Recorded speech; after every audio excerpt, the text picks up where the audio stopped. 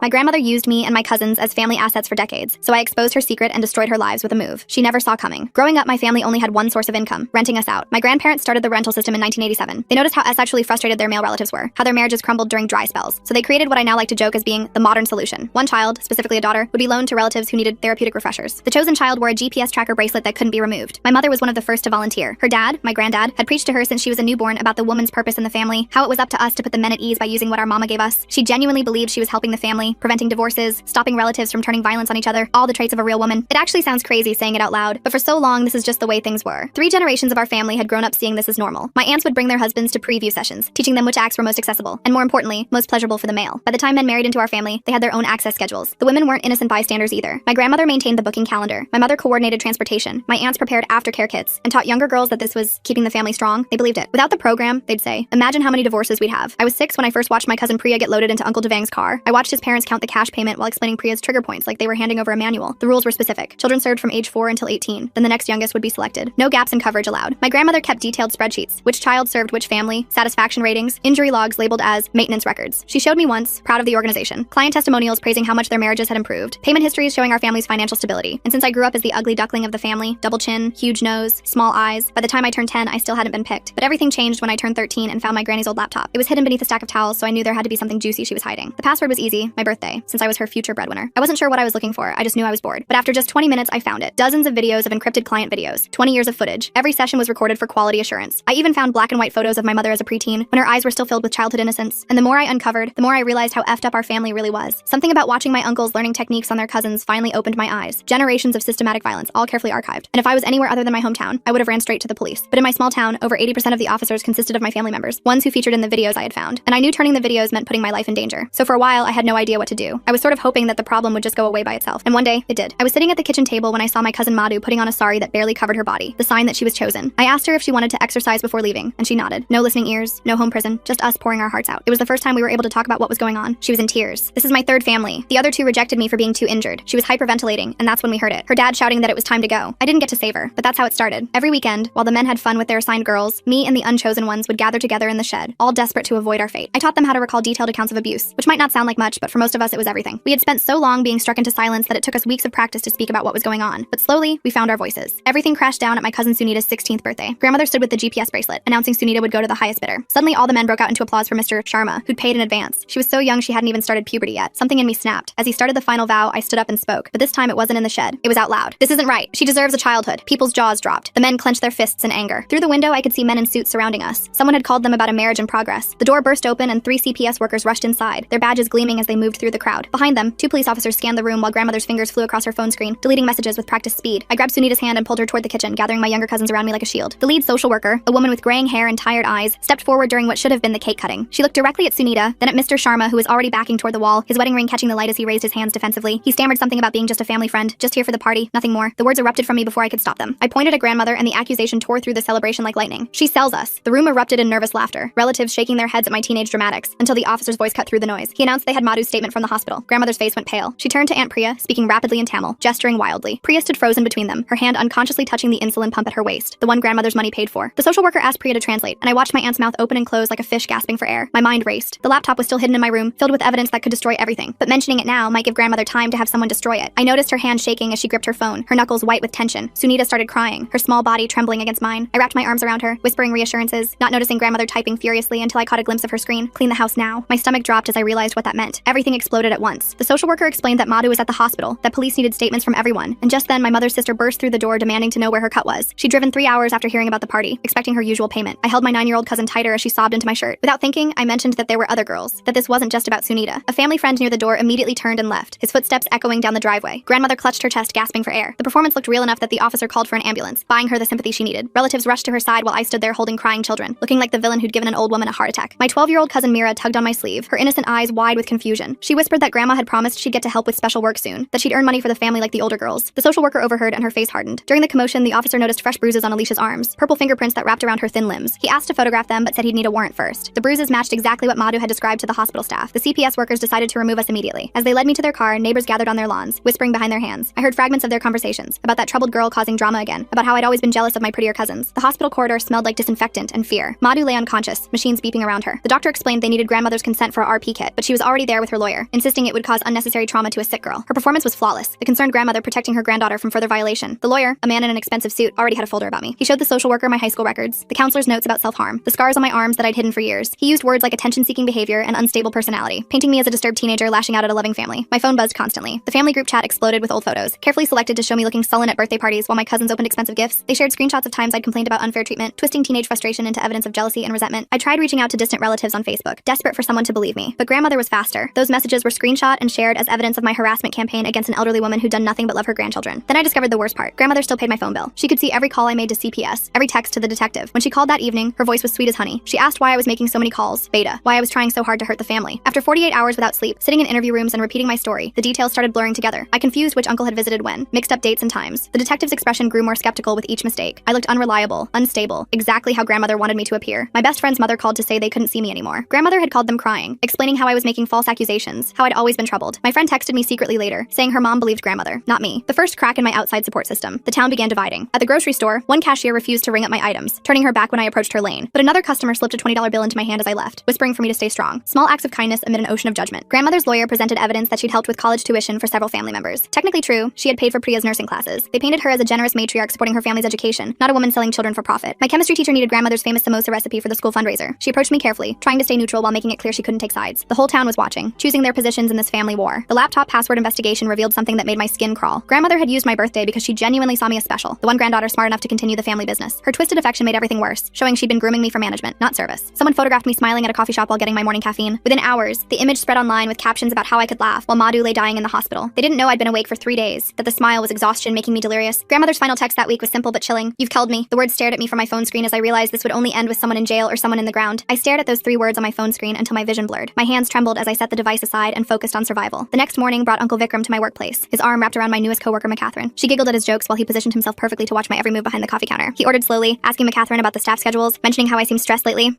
My manager noticed the tension and pulled me aside, suggesting I take a break. Grandmother's next move came through the detective assigned to our case. He called me in for another interview, this time focusing on my mental state. He'd received reports that I'd been obsessed with being chosen for the family business, that I felt rejected when prettier cousins were selected instead. The accusation hit like a physical blow. I tried explaining the truth, but my words tangled together, exhaustion making me stumble over basic facts. My old journal became their weapon. Grandmother's lawyer had somehow obtained entries from when I was 14, pages where I'd written about feeling left out, wondering why Priya got everything. Normal teenage jealousy twisted into evidence of a disturbed mind seeking revenge. The lawyer read my own words back to me, each sentence recontextualized as proof of my supposed vendetta. Meanwhile, my 8-year-old cousin had started telling her teacher about grandma's promises. The little girl excitedly explained how she'd soon help the family earn money, just like the big girls did. The teacher's face went white. Another call to CPS, another investigation opened, but grandmother was ready. She arrived at the school with cookies and tears, explaining how I'd been filling the children's heads with terrible ideas. The security footage from our neighbor's house became crucial evidence, though not in the way I'd hoped. The cameras showed young girls entering grandmother's house regularly, but without audio, it simply looked like family visits. No signs of distress visible from the street, no evidence of anything beyond a loving grandmother hosting her grandchildren. The prosecutor reviewed the tapes and shook his head. Family court arrived faster than expected. The judge, a stern woman with silver hair, questioned why I'd waited so long to make accusations. Why now, after years of supposed abuse? I tried explaining about finding the laptop, about finally understanding what was happening, but my timeline had holes. Stress had scrambled my memories. Dates didn't line up perfectly. The judge's expression grew increasingly skeptical. That evening, I discovered something that made my stomach turn. Using my mother's old Amazon account, I searched grandmother's purchase history. Hidden among household items were orders for lingerie in children's sizes. The descriptions made me nauseous. Special occasion wear, for petite frames. Each order corresponded with dates from her booking calendar. I screenshot everything, my hands shaking. Grandmother's Venmo account told another story. Payments from uncle friends with emoji-filled descriptions that seemed innocent to outsiders. Birthday cake emojis, heart symbols, celebration icons. But the amounts and timing matched the old records perfectly. 500 here, 300 there, always the day after a child had visited. I documented every transaction, building my own spreadsheet of evidence. My teenage therapy notes became their next tool against me. Sessions where I talked about feeling unsafe at home, about wanting to run away, were presented as typical teenage angst. The therapist had written adjustment disorder and mild depression, never suspecting the real cause. Now those clinical terms were used to paint me as mentally unstable, prone to false memories and persecution complexes. I attempted to record grandmother during a family gathering, hiding my phone in my pocket, but she spotted the device immediately. Her scream pierced the air as she clutched her chest, wailing about her ungrateful granddaughter trying to entrap her. Relatives rushed to comfort her while glaring at me with disgust. The recording captured only her cries of betrayal, nothing incriminating. Work became impossible. Court dates and emergency hearings meant missed shifts. My manager finally pulled me aside, explaining that the drama was affecting business. Customers had complained about the family controversy. He handed me my final paycheck with apologetic eyes. Another source of stability gone. Another victory for grandmother's campaign. The hardest blow came from Madhu's mother. Sitting in the hospital waiting room, she explained her impossible position. Grandmother paid for Madhu's specialized medical care. The experimental treatments insurance wouldn't cover. Without that money, her daughter might die. She looked at me with hollow eyes and made her choice. She would support whatever story grandmother told. I noticed grandmother wearing my mother's wedding jewelry at the next family gathering. The gold necklace that was supposed to be mine gleamed against her sari. When I confronted her, she smiled sadly and explained explained that my mother had given it to her before she died, a gift of gratitude for all the support over the years. Relatives nodded, remembering how close they'd been. The offer came through my father. Grandmother would forgive everything if I simply recanted my story. Admit I'd been confused, traumatized by my mother's death, lashing out at the family who loved me. She'd even pay for therapy, help me get back on my feet. All I had to do was tell the police I'd made a mistake. My father delivered the message with tears in his eyes, begging me to consider it. My refusal fractured the family further. Aunts who'd been neutral now saw me as choosing revenge over healing. They whispered about my selfishness, how I was destroying the family from within. Even cousins who'd suffered alongside me began to distance themselves, afraid of being associated with the troublemaker who wouldn't let things go. Then came the revelation about Uncle Raj. I'd always assumed he was part of the system, another user, but hidden in my mother's old files, I found evidence of his payments to grandmother, not for access to children, but bribes attempting to get specific girls removed from the program. He'd been trying to save them, working within the twisted system to protect who he could. My assumptions had been wrong. The voicemails changed everything. My father led me to the garage one evening, pulling out an old flip phone hidden behind paint cans. My mother's voice filled the dusty space, shaky but determined. Message after message of her negotiating with grandmother, trying to find a way to end the program without destroying the family. She'd been fighting from within, documenting everything, building her own case. The last message was dated 3 days before her OD. Her diary confirmed what the voicemail suggested. Page after page of careful documentation, plans to approach authorities, evidence she'd gathered over years, but also her growing despair as she realized how deep the corruption ran, how many officials were involved. The final entry was a goodbye, acknowledging she couldn't win this fight but hoping someone else might. My father faced an impossible choice. His dialysis treatments cost more than Medicare covered. Grandmother supplemented the expenses, keeping him alive. Supporting me meant losing that help, potentially dying. He made his decision publicly, standing with grandmother at family events, but privately, he slipped me more evidence. Photographs my mother had hidden, names of potential allies. I began stalking grandmother's doctor, learning his routines, engineering casual encounters. Slowly, I built rapport, mentioning my concern for my elderly grandmother's health. He revealed more than he should have, prescription patterns that didn't match her claimed conditions, anxiety medications and doses that suggested distribution, not personal use, pain pills that no elderly woman should need in such quantities. Mr. Sharma's daughter became my next target. I orchestrated an accidental meeting at the mall, striking up conversation about school. She was bright, talkative, eager for attention. Within minutes, she was telling me about her father's special friends, the pretty girls who visited when mommy wasn't home. Her innocent words confirmed what I'd suspected. The abuse extended beyond our family. Grandmother's Facebook provided a goldmine before she made it private. I screenshot everything. Photos from family gatherings where young girls sat on older men's laps, comments that seemed innocent but carried dark undertones, check-ins at hotels that matched dates from her calendar. The digital trail was extensive once you knew what to look for. My mother's AA sponsor appeared like a vulture, claiming my mother had confessed everything during recovery meetings. She wanted money for her silence, threatening to go to grandmother with tales of my mother's final plans. I spent precious resources keeping her quiet, money I couldn't afford to lose. Each payment felt like betrayal of my mother's memory. The cost of fighting back multiplied. I missed Alicia's school play while dealing with the blackmailer. She needed me there, one stable adult in her chaotic life. Instead, she performed to an audience of enablers and abusers. When I tried to apologize later, she wouldn't make eye contact. Another relationship sacrificed to this war. Legal fees drained my credit cards. The lawyer explained that cases like this required extensive documentation, expert witnesses, psychological evaluations. Each meeting cost hundreds I didn't have. Meanwhile, grandmother used the rental income to fund her defense, hiring the best attorneys money could buy. The financial imbalance felt insurmountable. My confrontation at Madhu's hospital room went badly. Raised voices disturbed other patients. Nurses called security. I found myself escorted out while grandmother remained, the concerned relative at her granddaughter's bedside. The medical staff saw her as the stable family member, me as the disruptive influence. Another public relations victory for her campaign. Losing my retail job meant scrambling for income. Applications went nowhere once employers Googled my name. The family controversy had made me unemployable in our small town. I picked up odd jobs, cleaning houses, anything that paid cash. But court dates interfered with even these irregular schedules. Managers grew tired of my absences, my exhaustion, my drama. Homelessness loomed until a friend offered her basement. I slept on a moldy mattress while grandmother hosted family dinners in my childhood home. She cooked in the kitchen where I'd first found courage to speak out, served meals in the dining room where we'd planned resistance. The irony burned like acid in my throat. My mother's sister, one of the few relatives who'd shown kindness, begged me to reconsider. She sat beside me on a park bench, tears streaming down her face, reminding me that my mother wouldn't want this. The family destruction, the public shame, the children caught in crossfire. Her words carried weight because she'd loved my mother too, understood the cost of this fight. The investigation's ripple effects spread beyond our family. Alicia's teacher, a mandatory reporter, struggled with guilt over missing signs. The stress affected her pregnancy. She developed complications requiring bed rest. Her husband blamed her for not protecting students, for being too trusting. Their marriage counseling sessions became another casualty of our family's poison. I watched the teacher's marriage crumble and questioned my choices. Was exposing the truth worth destroying innocent lives? But then I'd remember Sunita's tears, Madhu's bruises, the generations of girls sacrificed to maintain family harmony. The investigation had to continue, regardless of collateral damage. My only supportive cousin asked the question that haunted me. What if grandmother genuinely believed she was helping? What if, in her twisted worldview, this system had saved the family from poverty and dissolution? The question left me speechless because I'd seen the pride in her eyes when showing me the spreadsheets. She truly thought she'd created something beneficial. Establishing credibility meant admitting my own crimes. I confessed to stealing money from grandmother when I was 15, desperate to buy school supplies she deemed unnecessary. The admission felt like swallowing glass, but it established a pattern of truth-telling that the prosecutor said might help. Every revelation stripped away another piece of my dignity. Hospital records revealed a damning detail. I'd brought Madhu to the emergency room after her worst assault, but left before answering questions. Fear had driven me away. Terror of confronting the system. Now that abandonment was used against me. If I truly cared, why hadn't I stayed? Why hadn't I reported it then? My cowardice became evidence of fabrication. Grandmother's lawyer filed motions to expedite proceedings while my key witness was conveniently absent. Priya had suddenly needed to visit India for a family emergency, her ticket purchased by grandmother. The timing was too perfect, removing the one cousin who might have corroborated my story. Without her testimony, my case weakened significantly. The generational pattern emerged through research. Grandmother's own childhood in poverty-stricken India included similar arrangements. Her mother had made comparable choices, trading daughter's innocence for family survival. The cycle stretched back generations, each woman believing she was protecting her family through sacrifice. Understanding didn't excuse it, but it explained the depth of her conviction. My grandfather's deathbed became another battlefield. He was fading fast, cancer eating away at his body. I needed his confession, his acknowledgement of what they'd built together. But recording a dying man felt monstrous. I sat beside his hospital bed with my phone hidden, listening to his labored breathing, watching tears roll down his wrinkled cheeks. His whispered admissions broke my heart even as I documented them. The person I'd been before, trusting, optimistic, believing in family bonds, died during those months. I learned to manipulate conversations, extract information through calculated emotional appeals, I became someone who could smile while planning the next strategic move. The investigation hadn't just exposed our family's darkness, it had transformed me into someone capable of navigating it. Mr. Sharma's daughter provided crucial evidence during a babysitting session. While she played with dolls, I scrolled through her tablet, finding texts between her parents discussing custody arrangements. Her mother's messages revealed knowledge of the visits, the special friends, the reasons for divorce. I screenshot everything, hating myself for violating a child's privacy, but knowing these messages could save others. Small victories felt hollow against larger losses. Proving one financial transaction matched a documented visit meant nothing when grandmother collapsed at home. I performed CPR on the woman I was trying to imprison, pumping life back into the chest that had orchestrated so much pain. Relatives found us like that, me saving her while simultaneously trying to destroy her. The optics were devastating. Grandmother's recovery room became a stage for her final performance. She told visitors I'd orchestrated everything for attention, that my jealousy had driven me to create elaborate false memories. Relatives who'd wavered in their support now rallied around her hospital bed. The grandmother who'd saved my life became proof of my ingratitude, my cruelty, my delusion. Everything hinged on Madhu waking up. The doctors had induced a coma to help her heal, but her testimony would make or break the case. I spent hours in the hospital chapel, praying to gods I'd stopped believing in, begging for her recovery and her memory. Without her voice, everything else was circumstantial. The other girls were too young or too scared to testify effectively. I started tutoring my younger cousin in mathematics, one of the few family connections I maintained. His struggles with algebra became leverage when his parents reminded me how I'd helped him pass, how I'd been part of his success. Why would I destroy his grandmother, his family's stability, his future? The emotional manipulation was masterful, using my love for the children against me. The local detective believed my story but explained the prosecutorial challenges. Grooming cases required victim cooperation. When families closed ranks, when victims were taught to see abuse as love, convictions became nearly impossible. He'd seen it before. Entire families protecting predators because the alternative meant destruction. His weary eyes reflected years of similar failures. A reporter who'd covered comparable cases met me in a diner outside town. She listened to my story with practiced neutrality, taking notes without judgment. Her article would be carefully worded, protecting identities while exposing patterns, but without concrete proof, without named sources. It would be just another vague warning about family secrets. The system protected itself through silence. The published article confirmed my worst fears. Similar cases across the country ended without convictions when families united against accusers. Grandmothers, grandfathers, trusted relatives who'd built elaborate systems of abuse, all protected by family loyalty and financial dependence. The reporter included statistics that made me nauseous. We weren't unique, we were typical. My mother's death took on new meaning as prescription levels were re-examined. The OD that had seemed accidental now looked deliberate. Therapeutic levels of anxiety medication, mixed with carefully calculated amounts of pain pills. She'd known exactly what she was doing. The medical examiner revised his report, noting the suspicious precision of the substance combination. Evidence of my mother's investigation surfaced in her abandoned car. Hidden beneath the spare tire were photographs she'd taken over years. Images of girls being prepared, dressed in adult clothing, makeup applied to child faces. One photo showed me at 10, lipstick smeared across my mouth, wearing a dress that exposed too much skin. I didn't remember the moment, had blocked it out, but the camera had captured everything. A sewer slide note emerged from the envelope of photographs. My mother's handwriting, shaky but clear, explaining her failure to stop the cycle. She'd tried everything: documentation, negotiation, threats of exposure, but the system was too entrenched, the participants too numerous, the financial incentives too strong. Her death was her final protest, hoping someone would continue the fight. I committed to finishing what she'd started, regardless of personal cost. The investigation would continue even if it meant losing everything. My mother had died believing change was impossible. I would prove her wrong, even if victory looked like mutual destruction. Some families deserved to burn. Grandmother's deposition contained provable lies. She claimed never to have taken money directly, insisting all payments went through intermediaries. But the Venmo screenshots showed otherwise. Direct transfers with her name, her account, her bank. The prosecutor's eyes lit up as he reviewed the evidence. Financial crimes were easier to prove than abuse. I presented the financial pattern in court without emotion, reading numbers like grocery lists. Each transaction corresponded to a child's visit. Each payment matched the old calendar entries. The judge's expression shifted from skepticism to concern as the pattern emerged. Money told the story that testimonies couldn't. Mathematics didn't lie or forget or get confused under pressure. Grandmother's mouth moved silently as I spoke, forming words I couldn't hear. From across the courtroom, it looked like an apology, or maybe a curse. Her hands clutched rosary beads while mine unconsciously rubbed the scars on my arms. We'd both been marked by this system, just in different ways. The cycle had damaged everyone it touched. The detective presented his timeline showing escalation over the years. What had started as brief visits had evolved into overnight stays. Hospital records showed increasing injuries. Emergency room visits that corresponded with booking dates. The clinical presentation of data stripped away emotional arguments, leaving only facts. Children had been hurt, money had changed hands, patterns existed that couldn't be explained away. Mr. Sharma's ex-wife agreed to testify about finding inappropriate photographs on his computer. Her voice shook as she described protecting her daughter, filing for divorce, fighting for sole custody. She'd known about the family business but had stayed silent until it threatened her own child. Her testimony carried weight because she'd been complicit before choosing protection. The judge ordered psychological evaluations for all minor cousins still in the home. Social workers would interview each child, assess their understanding of appropriate boundaries, determine therapeutic needs. The order felt like victory, even as I knew the evaluations would traumatize already damaged children. Progress required pain. Healing demanded exposure. Text messages between family members were authenticated and entered into evidence. Conversations about payment rates, availability schedules, preferences for specific children. The casual nature of the discussions chilled the courtroom. They'd texted about selling children like planning dinner parties. The banality of evil documented in emoji and abbreviations. Evidence of grandmother's twisted love emerged through gift receipts. After each visit, she'd buy the affected child presents. Dolls for the youngest, electronics for teenagers, always with cards calling them special. The prosecution argued this showed consciousness of guilt, attempts to buy silence and compliance. The defense claimed it showed a loving grandmother spoiling her grandchildren. Grandmother's breakdown on the stand seemed genuine. She sobbed about saving the family from starvation, about her own mother's choices in India, about tradition and survival and sacrifice. Her tears were real even if her justification was warped. She truly believed she'd protected the family through systematic abuse. The conviction in her voice made several jurors shift uncomfortably. I was given the opportunity to deliver a victim impact statement. Standing before the court, I spoke about generational trauma, about cycles that needed breaking regardless of cost. I asked for prison time but also mental health treatment. Grandmother was criminal and victim both. The system she'd perpetuated had started with her own childhood. Justice required accountability and compassion equally. Temporary custody arrangements removed the youngest cousins from the home. They would stay in state care while relatives were evaluated. I was approved as a visitor, allowed supervised time with the children I'd tried to protect. The victory felt partial, incomplete. We'd saved some while losing others. The family had shattered exactly as grandmother had warned. Extended family divided into factions. Half believed believed my accusations, supporting the investigation despite personal cost. The other half branded me a family destroyer, a jealous girl who'd invented memories for attention. Cousins faced choosing sides at school, in the community, at temple. The warfare spread beyond our immediate family, poisoning an entire network of relationships. I started therapy alongside the rescued cousins, group sessions where we learned to speak truth without shame. 2 jobs barely covered legal fees and living expenses. Some relatives served time while others cut contact completely. The family business had ended, but its destruction left casualties everywhere. We were free and broken simultaneously. Restraining orders became necessary as threats escalated. Uncles who'd lost access made their anger known. Aunts who'd lost income blamed me for their poverty. The protection felt thin against generations of rage. I varied my routes, checked locks obsessively, startled at unexpected sounds. Freedom came with perpetual fear. Madhu's eyes finally fluttered open as autumn arrived. Her memory was fragmented, confused, but present. She remembered enough. Her testimony would seal convictions, validate everything I'd sacrificed to expose. But watching her struggle to speak, seeing the damage reflected in her vacant stare, I wondered if victory was the right word for any of this. The courtroom felt smaller with each passing day. I watched jurors scribble notes during testimony, their faces revealing nothing. The prosecutor methodically presented financial records while I sat rigid in my seat, hands folded to hide their trembling. Each document projected on the screen represented a child's visit, a payment received, a life altered. The defense attorney attempted to discredit the evidence, suggesting the transactions were innocent family support, but the patterns were too consistent to ignore. My cousin's psychological evaluations arrived sealed in manila envelopes. The social worker explained the findings in clinical terms that sanitized the horror: delayed emotional development, inappropriate boundary understanding, trauma responses masked as compliance. Each report strengthened the prosecution's case while breaking my heart. These children I tried to protect were professionally documented as damaged goods. Grandmother's medical records subpoenaed from her doctor revealed the prescription fraud. Anxiety medications prescribed in quantities suggesting distribution, not personal use. The prosecutor traced med counts against pharmacy records, building a secondary case for substance trafficking. Her lawyer argued she'd been sharing medications with family members who couldn't afford healthcare, painting her as a compassionate elder helping struggling relatives. The judge called a recess when Madhu took the stand. Her voice barely reached the microphone as she recounted fragmented memories. The defense attorney's cross-examination felt like watching someone kick a wounded animal. He questioned her recollection, highlighted inconsistencies, suggested her injuries came from elsewhere. I gripped the bench until my knuckles went white, fighting the urge to intervene. Uncle Vikram's arrest happened during lunch break. Officers escorted him from the courthouse in handcuffs after McCatherine provided her statement about his attempts to gather information on me. She'd recorded their conversations, documented his questions about my schedule and mental state. The conspiracy to intimidate a witness charge would stick even if nothing else did. My father's testimony surprised everyone. He took the stand despite knowing it would cost him grandmother's financial support for his dialysis. His voice steady, he confirmed finding my mother's evidence, validated her investigation attempts, admitted his own cowardice in staying silent. The courtroom went silent when he revealed grandmother had threatened to withhold his medical funds if he supported me. The forensic accountant's presentation lasted 3 hours. Charts and graphs transformed our family's horror into digestible data points. Income streams from various uncles, payment schedules correlating with school holidays, escalating prices as children aged. The clinical presentation somehow made it worse, reducing human suffering to profit margins and market rates. Priya returned from India 2 days before closing arguments. Her appearance in court caused a stir. She'd lost weight, dark circles shadowed her eyes. She took the stand and systematically dismantled grandmother's defense. Her nursing training gave her testimony medical credibility as she described treating cousins' injuries, documenting abuse patterns, being threatened into silence. The prosecution's closing argument focused on the money trail. Follow the payments, follow the victims, follow the pattern spanning 3 generations. The defense countered with cultural explanations, poverty justifications, attacking my credibility as a jealous granddaughter seeking attention. They painted grandmother as a confused elder manipulated by a vindictive teenager. Jury deliberation stretched into its 3rd day when Mr. Sharma changed his plea. His lawyer negotiated a deal, guilty to lesser charges in exchange for testimony about the broader network. His statement implicated 4 other families, expanding the investigation beyond our immediate relatives. The prosecutor's office assigned additional investigators to follow these new leads. The verdict came on a Thursday afternoon. Guilty on 15 counts of child endangerment. Guilty on 3 counts of human trafficking. Guilty on multiple counts of financial fraud. Not guilty on the more severe charges that would have meant life imprisonment. Grandmother collapsed at the defense table, this time genuinely, requiring medical attention. Sentencing happened 2 weeks later. 8 years in state prison with possibility of parole in 5. The judge cited her age, health conditions, and own childhood trauma as mitigating factors. Mr. Sharma received 3 years for related charges. Uncle Vikram got 18 months for witness intimidation. Other relatives accepted plea deals for probation and mandatory counseling. The youngest cousin's custody hearings proceeded separately. 3 entered foster care when no suitable relatives could pass background checks. 2 others went to distant family members who'd been unaware of the business. I received approved visitor status for all 5, allowed supervised meetings twice monthly. The state would monitor their progress, provide therapy, attempt to break the cycle. Asset forfeiture proceedings began immediately. The government seized grandmother's house, the site of so many horrors. Bank accounts frozen pending investigation of money laundering charges. The family's financial structure, built on exploitation, crumbled within weeks. Relatives who depended on the income faced their own reckonings with poverty. I moved into a studio apartment near the domestic violence shelter where I'd found work. The night shifts allowed me to attend community college during the day, working toward a social work degree. My supervisor, herself a survivor, understood when I needed breaks during particularly difficult intake interviews. The work felt like penance and purpose combined. Group therapy with my cousins happened every Saturday morning. We sat in a circle in a cheerful room with painted butterflies on the walls, learning words for what had happened to us. The therapist guided us through exercises about body autonomy, healthy relationships, breaking shame cycles. Progress came slowly, measured in small victories like Mira raising her hand to speak. The civil lawsuit against the estate proceeded parallel to criminal cases. Lawyers worked pro bono, seeking damages for the victims. Whatever money recovered would go into trust funds for the children's education and therapy. The legal process would take years, but it established official recognition of harm done, compensation owed, justice sought through every available channel. My father's health deteriorated without grandmother's financial support. Medicare covered basic dialysis, but not the supplemental treatments he needed. I picked up extra shifts, contributed what I could, watched him fade despite our efforts. He died 6 months after testifying, finally free from the devil's bargain that had kept him alive but complicit. His funeral was small, attended only by those who'd chosen truth over family. The domestic violence shelter expanded their programming after our case. They developed specific protocols for familial trafficking, trained staff on generational abuse patterns, created support groups for survivors of interfamily exploitation. My story became a teaching tool, anonymized but powerful, helping other counselors recognize similar patterns. Other victims began coming forward. Inspired by our prosecutions, families in neighboring counties reported similar systems. The state attorney general's office opened a task force investigating organized familial abuse. Our case became a template, showing how financial evidence could prove what testimony alone couldn't establish. The investigation would continue for years. I testified at grandmother's parole hearing after after 3 years. I spoke about the ongoing damage, the cousins still in therapy, the family members who'd never recovered, but I also acknowledged her own victimization, the cycle she'd inherited and perpetuated. I asked the board to require extensive psychiatric treatment as a condition of any release. They denied parole but mandated mental health evaluation. The shelter promoted me to overnight supervisor. I trained new volunteers, developed intake protocols, supervised the crisis hotline. My own story informed my work without defining it. I learned to recognize the signs I'd missed in my own family. The control disguised as love, the exploitation wrapped in tradition, the silence enforced through financial dependence. Madhu graduated high school despite everything. I attended her ceremony, watched her walk across the stage in cap and gown, remembered the broken girl in the hospital bed. She planned to study psychology, wanting to understand what had happened to us all. Her acceptance letter to State University felt like victory against everyone who'd tried to destroy her future. The house where I'd grown up was demolished. The new owners, unaware of its history, built a modern duplex on the lot. I drove past occasionally, watching construction progress, seeing physical erasure of our painful history. The shed where we'd gathered to find our voices became a garage. The kitchen where everything exploded transformed into someone else's breakfast nook. 5 years after that birthday party, I stood in a courthouse again, this time as a guardian ad litem, advocating for children caught in custody disputes. My supervisor had recommended me for the training, saying my background gave me unique insight. I accepted the responsibility knowing every case would echo my own family's destruction. Alicia aged out of foster care on her 18th birthday. I helped her move into transitional housing, apply for community college, access therapy services. She decided to study early childhood education, wanting to be the teacher who noticed warning signs. We unpacked her few belongings in silence, both remembering the little girl with bruised arms who'd needed protection. The investigation's ripple effects continued spreading. Families I'd never heard of faced scrutiny as financial patterns emerged. Banks implemented new reporting requirements for suspicious transfers involving minors. Schools developed better training for recognizing trafficking indicators. Small changes accumulated, creating barriers against future exploitation. Some relatives maintained grandmother's innocence despite convictions. They sent letters calling me a family destroyer, blaming me for poverty and separation. I stopped reading them after the first year, forwarding them unopened to my lawyer for documentation. Their anger felt small compared to the freedom we'd gained through truth. The monthly support group met in the basement of a community center. Survivors of familial abuse gathered to share experiences and coping strategies. I facilitated discussions, provided resources, connected people with services. My cousins attended when they could, their presence reminding me why the fight had been necessary.